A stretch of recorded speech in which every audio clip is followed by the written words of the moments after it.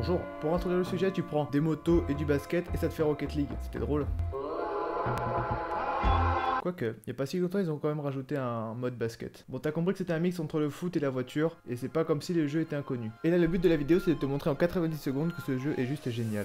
Avant de l'acheter, tu te dis, est-ce que c'est possible, est-ce que le gameplay n'est pas trop compliqué? Parce que quand tu rentres dans une voiture, tu penses surtout à faire des créneaux et pas mettre des buts et tout. Mais au bout d'une cinquantaine de parties, ça viendra tout seul, je rigole. En même pas 2-3 parties, t'as déjà compris les mécanismes du jeu et tu peux commencer à faire des belles actions, que tu trouveras bien mais que les professionnels n'ont. Pour le rapport qualité-prix, c'est vraiment excellent, parce que c'est 10 à 20 euros si tu vas sur des sites tiers. Pour ma part, j'ai acheté 10 euros sur Steam. Et finalement, je ne l'ai pas regretté. D'ailleurs, la prochaine vidéo gaming sera sur ce jeu.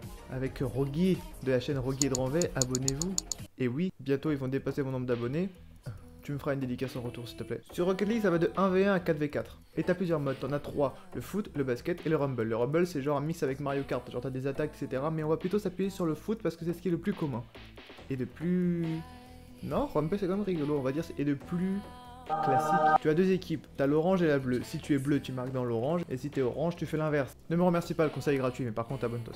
Niveau touche, t'as un bouton pour accélérer, freiner, déraper, sauter, turbo, tourner évidemment. T'as aussi la touche triangle si tu joues avec une manette, ou la barre espace si jamais tu joues avec un clavier, qui permet de changer l'angle de la caméra. Soit tu fixes le ballon, ou soit tu fixes devant toi. Maintenant place au côté tuning, genre les ailerons sur la Clio et les flammes sur le teco de la bagnole. Au fur et à mesure des petits niveaux, tu débloques des voitures et tu peux les modifier en mettant des stickers, modifier la peinture, les roues, la traînée pour le turbo, le toit si tu veux mettre des petits chapeaux. Bon, je pense que le compteur en bas à droite est presque à la fin, et je vais vous dire que quand tu commences à maîtriser le jeu, tu peux faire vraiment des trucs vraiment classe et compliqués qu'on appelle les aerial.